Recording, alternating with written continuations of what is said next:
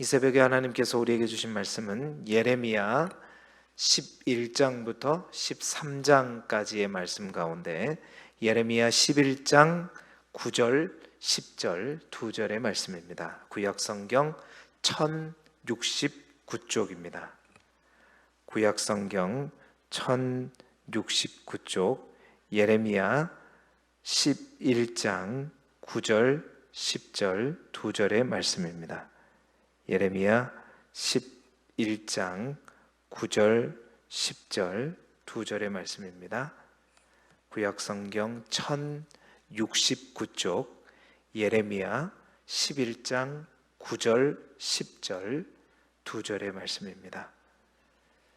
예레미야 11장 9절, 10절 두 절의 말씀을 우리 함께 한 목소리로 읽겠습니다. 시작. 여호와께서 또 내게 이르시되 유다인과 예루살렘 주민 중에 반역이 있도다. 그들이 내 말 듣기를 거절한 자기들의 선조의 죄악으로 돌아가서 다른 신들을 따라 섬겼은즉 이스라엘 집과 유다 집이 내가 그들의 조상들과 맺은 언약을 깨트렸도다. 아멘. 오늘은 예레미야 11장부터 13장까지의 말씀을 가지고 교재에 있는 제목대로 약속을 깨트린 이스라엘, 약속을 깨트린 이스라엘이라는 제목으로 말씀을 함께 나누도록 하겠습니다. 우리 교재에 나와 있는 포인트를 함께 읽어보시죠. 예레미야 10장부터 13장까지인데 우리가 10장까지 지난번에 했기 때문에 11장부터 13장까지 내용인데요. 66쪽에 나와 있는 포인트 함께 읽겠습니다. 시작. 거룩한 백성 제사장 나라의 특권과 사명을 거부하고 하나님을 떠난 이스라엘은 불순종의 결과를 책임져야 합니다. 아멘. 자, 우리가 다시 예레미야로 돌아왔는데요. 예레미야 1장부터 25장까지는 약 12편의 예언 설교집으로 되어 있다고 말씀드렸습니다. 우리가 이미 3편의 설교를 이제 2장부터 이제 10장까지 우리가 함께 살펴보았는데요. 오늘은 11장부터 13장까지는 이 2편의 이제 예언 설교가 들어가 있습니다. 11장, 12장 이 2장이 이제 4번째 예언 설교이고 그다음에 13장이 5번째 설교가 나와 있는데요. 이미 말씀드린 대로 그 설교의 주제는 다 똑같아요.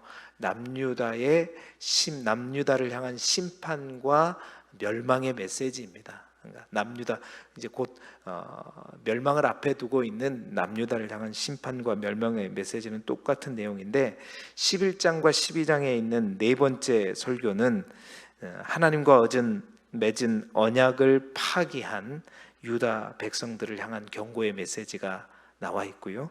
그리고 13장 5번째 예언 설교에는 2개의 비유와 이제 3번의 경고를 통해서 남유다의 심판을 이제 말하는 메시지가 나와 있습니다. 사실 구체적인 내용과 소재는 조금씩 달라지지만 주제가 똑같아요. 남유다의 심판과 멸망이라는 주제가 되어 있기 때문에 그냥 계속 반복해서 그 얘기가 되어지는 겁니다. 그러니까 이제 우리야 잘 하나님의 말씀을 잘 따르고 열심히 살아가고 있기 때문에 이거 한 얘기 또 하고 한 얘기 또 하고 하는 것 같지만 그 당시에는 아무리 얘기해도 아무리 반복해서 얘기해도 이게 듣지 않았거든요. 그러니까 들은 척도 하지 않고 귀를 기울이지 않았기 때문에 예레미야가 그냥 계속해서 또 얘기하고 또 얘기하고 안 되니까 오늘 보세요. 막 이 띠를 들고 저 유브라데 강까지 가가지고 그 유브라데 강까지 가서 그 띠를 잠깐 막 숨겨뒀다가 다시 며칠 지난 다음에 다시 그 1200km 차도 없고 비행기도 없는 가운데서 1200km까지 떨어진 유브라데 강까지 갔다가 그 썩은 거를 들고 와가지고 또 보여주면서 또 얘기하는 거예요. 왜 그렇게 얘기하느냐? 계속 얘기해도 아무도 듣질 않아. 아무도 돌이키지 않아요. 그러나 우리는 열심히 하나님의 말씀을 또 들으려고 하고 새벽부터 나와서 주의 음성을 기울이려고 하니까 그만 좀 얘기하면 다 알아먹겠는데 계속해서 얘기하고 있는 것입니다. 자, 그래서 여러분이 읽어가시면서 그렇게 내용은 어렵지 않아요. 그냥 쭉 읽어가시면 되는데 이제 이것을 이제 정리하고 메시지로 전하는 것이 저도 똑같은 얘기를 계속하다 보니까 뭐 여러분이 안 해서가 아니라 본문의 내용이 그렇다고 생각하고 들으시면 좋을 것 같아요. 오늘은 말씀에 있는 제목대로 약속을 깨트린 이스라엘. 그러니까 오늘 본문을 이제 세 장을 통해서 남유다 백성과 이스라엘 백성이 약속을 깨트리게 된 이유를 세 가지로 정리하면서 오늘 우리가 읽어야 할 세 장의 내용을 간단하게 정리해 보면 좋을 것 같습니다. 자, 11장부터 13장까지 말하는 이스라엘 백성들이 약속을 깨트린 이유가 뭐냐? 첫 번째는 너무나도 잘 아는 내용이에요. 바로 이스라엘의 불순종 때문이다. 너무나도 당연한 얘기죠. 이스라엘의 불순종 때문이다. 여러분 11장 여러분 읽어보시면 알겠지만 11장에서 가장 핵심이 되는 단어가 있다면 그게 뭐냐면 바로 언약이라고 하는 단어입니다.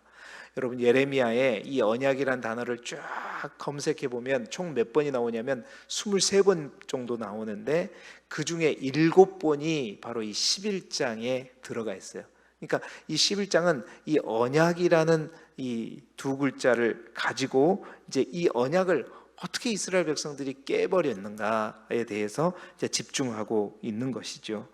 자, 하나님께서는 이스라엘 백성들을 출애굽시킬 때 이미 제가 주일날 저녁에 말씀드린 대로 출애굽시킬 때 이미 하나님과 약속을 했죠. 그때 했던 약속을 상기하면서 우리 11장 4절 하반절에 보니까 뭐라 그러냐면 너희는 내 목소리를 순종하고 나의 모든 명령을 따라 행하라. 그리하면 너희는 내 백성이 되고 나는 너희의 하나님이 되리라.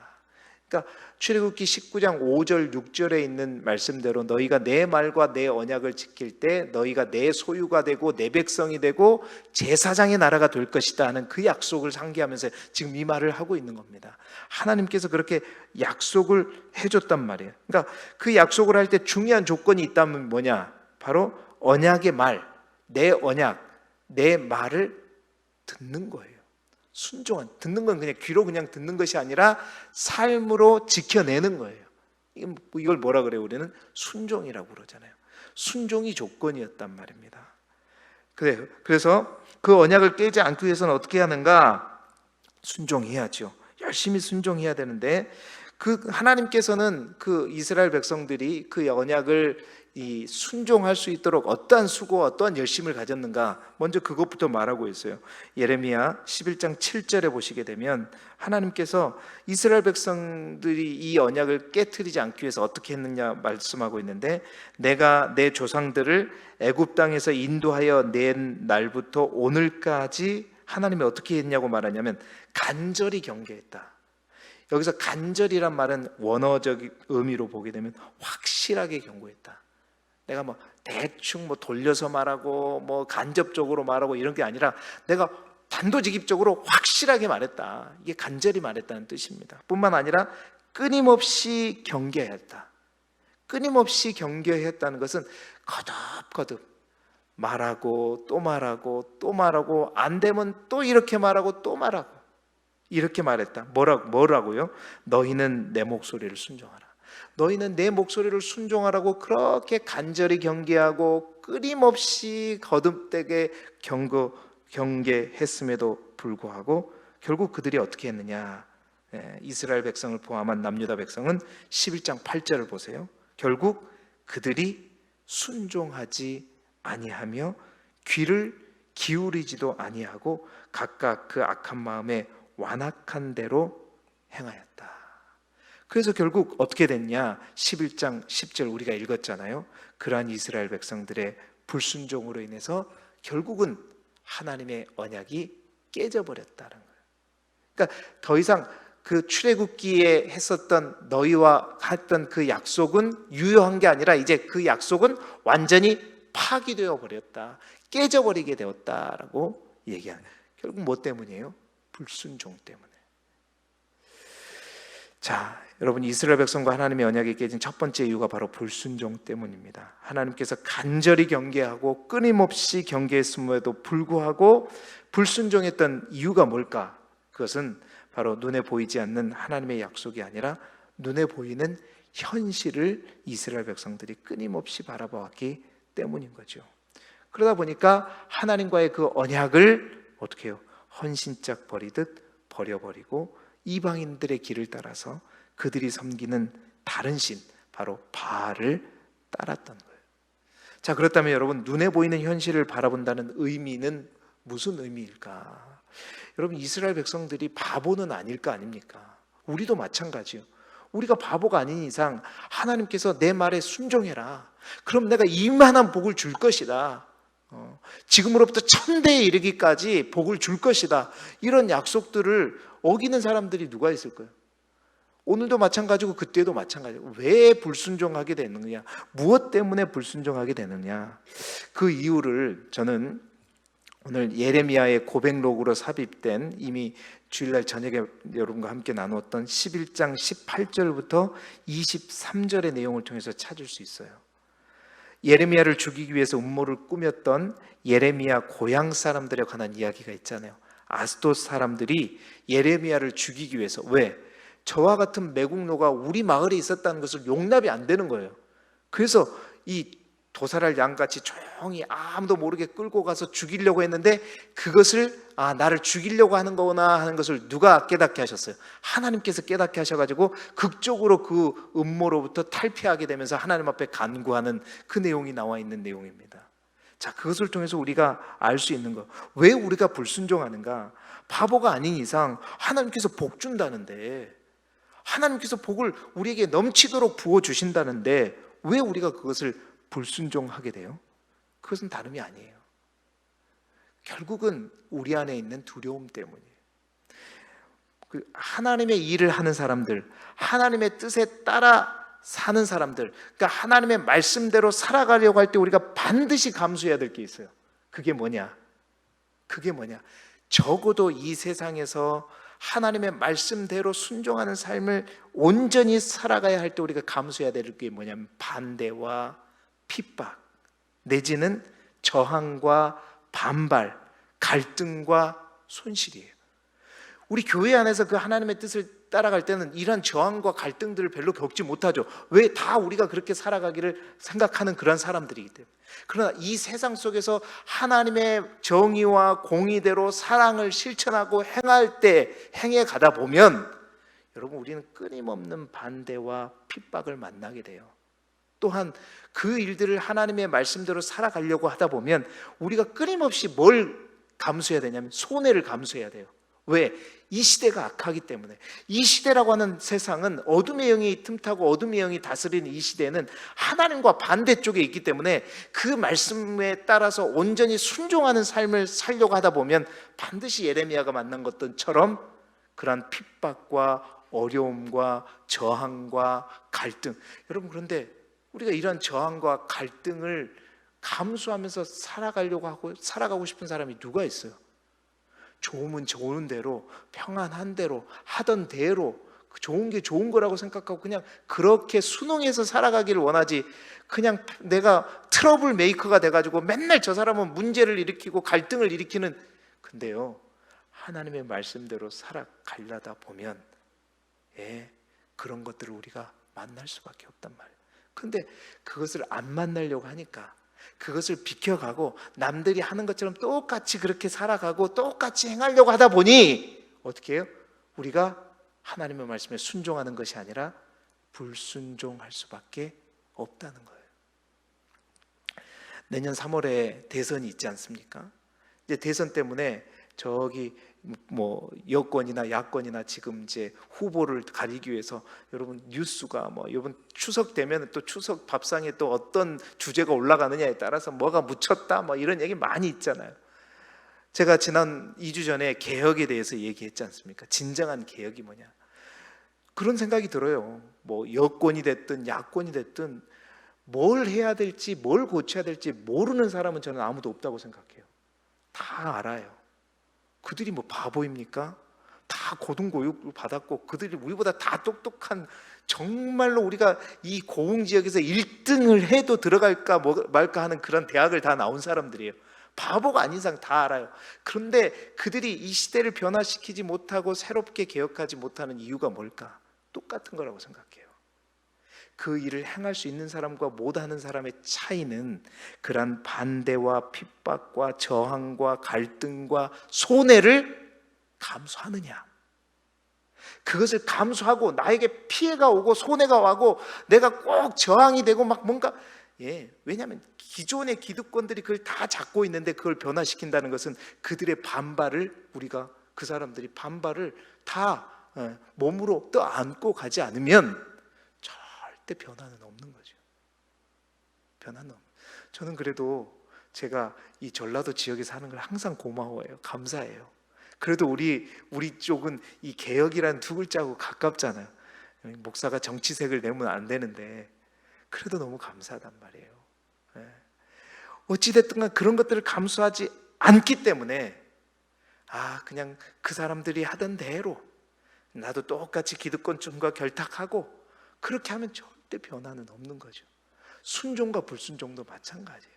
하나님의 말씀대로 살아가는 것이 정말 그렇게 변화하는 것이 내 삶에서 이 땅에서는 어렵다는 거예요.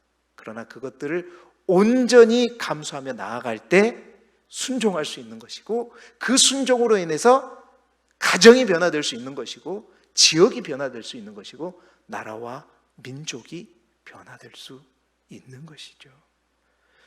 우리가 그래서 분명히 알아야 될 게 있습니다. 그러면 하나님은 그러한 순종을 우리한테 맨날 그렇게 막 깨지고 아파하고 우리가 그런 손해를 감수하는 거 그렇게 살아가기를 원하냐? 그냥 우리를 내버려 두시지 않지요. 예레미야에게 그 도살할 때 양처럼 끌려가는 예레미야를 그냥 놔두지 않고 우리 하나님께서는 극적인 순간에 예레미야를 통해서 깨닫게 하셨잖아요. 보게 하심으로 그것들을 이기게 하셨잖아요. 여러분, 이 말씀을 사도 바울이 말합니다.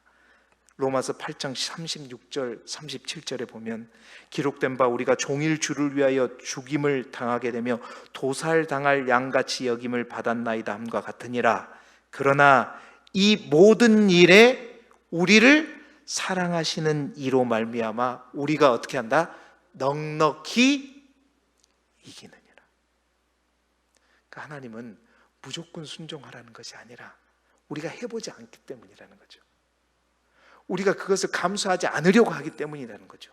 그러나 우리가 그것을 피해가지 않고 그거와 손잡지 않고 그거와 끝까지 싸워서 이기려고 우리가 나아가게 되면 누가 도와줘요?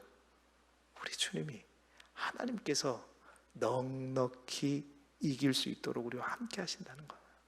근데 우리가 이미 처음부터 그것을 감수하려고 하지 않고 손 잡아버리기 때문에 우리가 이기지 못하고 항상 불순종의 삶을 살아가게 된다는 것입니다. 사랑하는 여러분, 여러분 뒤에, 여러분 옆에, 여러분과 함께 계시는 이가 바로 우리 주님이시고, 그 주님은 날마다 여러분의 힘이 되어 주셔요. 여러분이 넉넉히 싸워 이길 수 있는 도움이 되시는 분이십니다.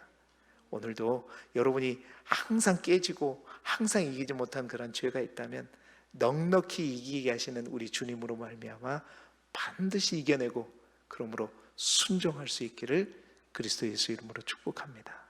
두 번째는 우리가 이스라엘 백성들이, 남유다 백성들이 그 언약을 깰 수밖에 없었던 두 번째 이유는 교만하지 말아야 된다는 거죠. 교만하지 말아야 돼요. 이게 본질적이고 근본적인 이유가 바로 교만 때문이죠. 불순종의 근본적인 뿌리도 교만 때문이기도 합니다. 13장에 보면 말씀드린 대로 두 개의 비유와 세 개의 경고를 통해서 이스라엘 백성들의 어떤 죄를 경고하고 있냐면 바로 이 교만에 대해서 경고하고 있단 말이에요. 하나님께서 두 가지 비유를 통해 가지고 예루살렘과 유다의 죄가 얼마나 심각한가를 지적하시는데, 첫 번째 아까 말씀드린 이 뱃띠, 허리띠, 띠에 관한 비유인 거예요. 이 띠를 저 유브라데 강가에 숨겨두라고 얘기하는 거예요. 자, 그 유브라데 강가에는 뭐가 있어요?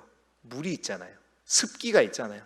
그 바위 곁에 숨겨놓으면 며칠 동안 거기에다가 띠를 놔두게 되면 그 뱃띠가 어떻게 돼요?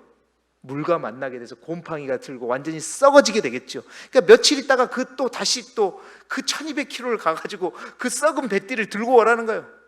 그 뱃띠를 딱 보여주면서 어떻게 이스라엘 백성들, 남유다 백성들에게 이제 말하는 거예요. 여러분, 이게 무엇을 의미하느냐? 뿐만 아니라, 그러니까 이것을 통해 가지고, 자, 우리가 물에 닿지 않았을 때 유용하게 쓸 수 있었던 이 배띠가 우리의 몸을 떠나서 어떻게 됐을 때, 저 물 가까이에 노출되었을 때 결국 이 배띠가 어떻게 된다? 요렇게 곰팡이가 나고, 그때는 그 곰팡이를 나병이라 그랬잖아. 썩어져 가지고 문드러져 가지고 쓸 수 없는 띠가 되어 버린다. 두 번째 비유가 뭐냐면, 포도주 가죽 부대에 포도주가 가득하게 될 것이다. 남유다 백성들에게, 야, 너희가 가진 포도주 가죽 부대에 포도주가 가득하게 될 것이다 그랬더니 유다 백성들이, 당연한 거 아니냐, 포도주 가죽 부대에 포도주가 가득하게 되는 것은, 야, 하나님께서 우리에게 축복을 주셔서 가득하게 된 건 당연한 거 아니냐. 그런데 그걸 통해서 뭘 얘기하냐면, 자, 포도주가 가득했는데 문제는 뭐냐면, 그 가득한 포도주를 너희가 마구마구 마심으로 말미암아 어떻게 돼요? 그 복의 증거인 포도주가 오히려 그것을 먹고 다 술 취해갖고 서로가 서로를 상하게 하고 서로가 서로를 죽이고 하는 이러한 꼴. 하나님의 축복, 그 축복을 복으로 받지 못하고 내가 그것에 겸손하지 못하고 그것에 내가 뭔가를 했다, 그리고 내 마음대로 뭔가를 했다 해서 그것을 잘못 내가 받아들이는 순간, 그것이 어떻게 해요? 복의 근원이 아니라, 복의 이유가 아니라 재앙의 원인이 돼버린. 그러니까 포도주 가죽 부대 가득 쌓인 포도주가 복이 가득 찬 게 아니라 진노가 가득 차버린 그런 바죽 부대가 된다는 것을 얘기하고 있는 거예요. 둘 다 뭘 얘기하고 있냐면, 하나님께 교만한, 정말 우리가 하나님 앞에 교만하였을 때 정말 우리가 유용하게 하나님께서 쓰고자 했던 우리들이 그냥 썩어져 버리게 되는 것이고, 정말 우리가 하나님 앞에 교만할 때 하나님께서 우리에게 주신 복 또한 우리를 축복하는 요소가 원인이 되는 것이 아니라 결국 그 복이 패망의 지름길이 되고 넘어짐의 앞잡이가 될 수 있다는 겁니다. 다시 말해서 교만은 바로 하나님으로와 우리와의 관계를 떨어뜨리는, 우리를 망하게 하는 요소가 되는 것이다 라고 비유하고 있는 것이에요. 여러분, 스스로 높아지려는 이 교만은 바로 하나님처럼 높아지려고 했던 사단으로부터 시작됐고, 아담과 하와를 타락하게 한 주범이 바로 이 교만이었죠. 하나님과 같아지려고 했던 그 교만 때문에 에덴 동산이라고 하는 그 축복, 그 포도주와 같은 그 놀라운 축복이 어떻게 해요? 자기들을 다 죄로 이끄는, 멸망시키는, 그 에덴 동산에서 추방당하게 하는 원인이 오히려 되어버린 것입니다.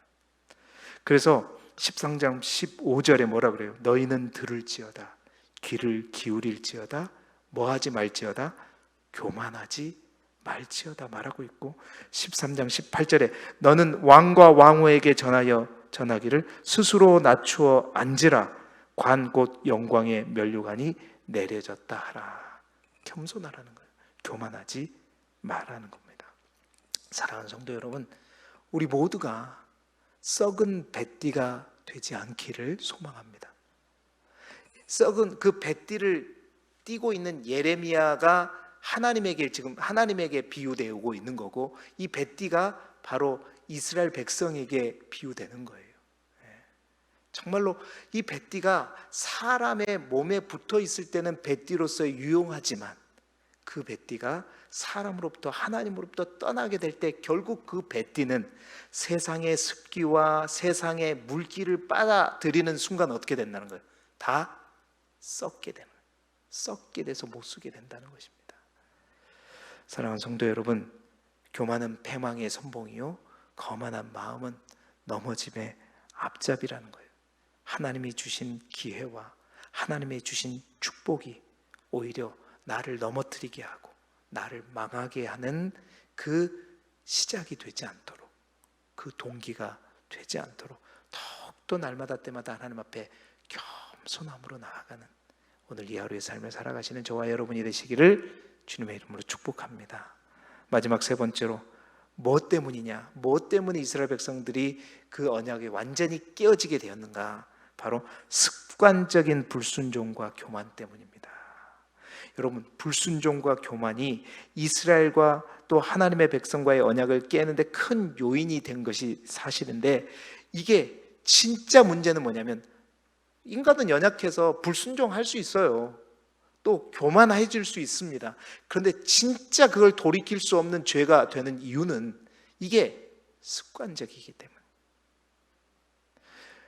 한 번의 교만, 두 번의 교만 거기 괜찮아요. 근데 보세요. 그래서 오늘 13장 23절의 말씀을 함께 보십시오. 13장 23절에 보게 되면 뭐라고 얘기하냐면 구수인이 그 피부를, 표범이 그 반점을 변하게 할 수 있느냐? 할 수 있을진데 악에 익숙한 너희도 선을 행할 수 있으리라. 여러분, 이 말이 뭔 말이냐면 구스인이라는 것은 저 애굽의 상애굽 저 밑에 있는 그 아래에 있는 동네 에티오피아를 말하잖아요. 그래서 그 구스에 있는 사람들은 다 아프리카인들이 흑인이었단 말이에요. 피부 색깔이 검은 흑인을 말한단 말이에요. 자, 구스인이 피부를 바꿀 수 있느냐? 표범 뭐예요? 막 반점들이 있잖아요. 표범이 그 반점을 변하게 할 수 있느냐?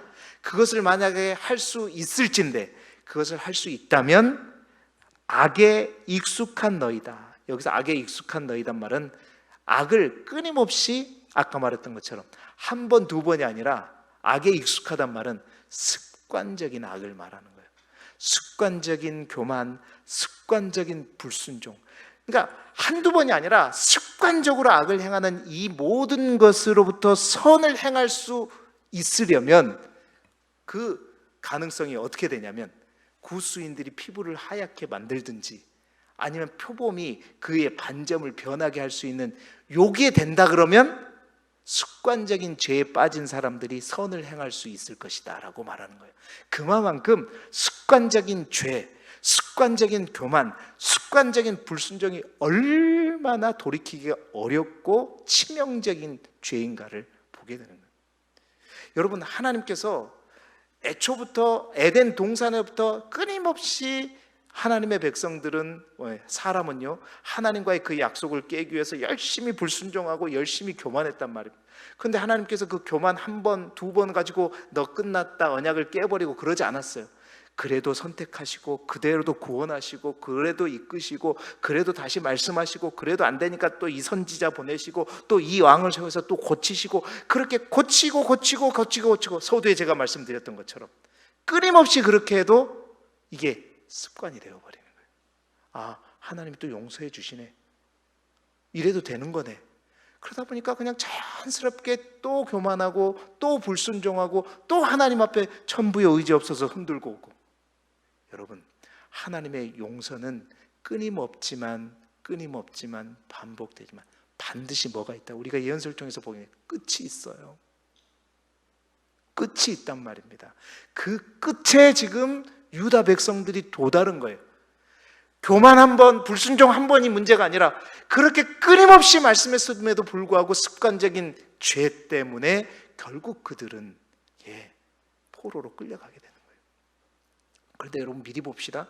70년의 포로를 통해서 그들의 모든 죄가 빠졌지만 어떻게 해요? 그 습관적인 죄가 다시 돌아와서 어떻게 돼요? 나중에 보시게 되면 다시 또 나오잖아요. 그래서 결국 그 습관적인 죄의 문제를 해결할 수 있는 유일한 길은 오늘 우리가 불렀던 찬송처럼 예수 그리스도의 보혈밖에 없는 거예요. 그게 아니면 우리의 이 습관적인 죄, 이거 문제를 도저히 해결할 수 없다. 결국 오늘날도 마찬가지예요. 우리가 습관적인 죄의 문제를 내 의지 가지고 내가 뭐 계획표를 짠다고 해서 그것이 되어지는가? 아니에요. 주님이 주신 힘으로, 성령께서 우리에게 주신 권능으로가 아니면 우리는 죄와 싸워 이길 수가 없습니다. 언제나 하나님 앞에 정말 주의 도우심을 의지하면서 그 가운데 넉넉히 이기시는 그 하나님의 도움을 의지하면서 때론 내가 손해를 볼지라도, 내가 핍박을 당할지라도, 내가 갈등과 어려운 상황에 처할지라도 하나님이 주신 힘을 의지하면서 정말로 기도하며 나아갈 때 여러분, 우리가 이 땅에서도 죄의 고리를 끊을 수 있는 것이고, 교만을 끊을 수 있고, 불순종을 끊을 수 있는 것입니다. 사랑하는 성도 여러분, 오늘 우리의 삶 가운데 불순종과 교만은 늘 우리 가운데 있습니다. 왜? 이 죄가 에덴 동산에서부터 있었던 두 가지 죄거든요. 불순종과 교만은요. 우리는 근본적으로 이 죄의 이 원죄에 사로잡혀 있는 사람들이에요. 오늘도 나의 힘이 아니라 하나님이 주신 힘과 능력으로 어떠한 어려움도 감수하면서 내가 그래서 져야 할 십자가가 있는 거예요. 그 십자가 없이는 하나님의 명령에 순종할 수 없다. 오늘도 나의 십자가를 지면서 우리에게 묶여져 있는 모든 불순종과 교만을 끊어버리고 주님이 기뻐하시는 온전한 삶을 살아가시는 저와 여러분이 되시기를 주님의 이름으로 축복합니다. 기도드리겠습니다. 하나님 아버지,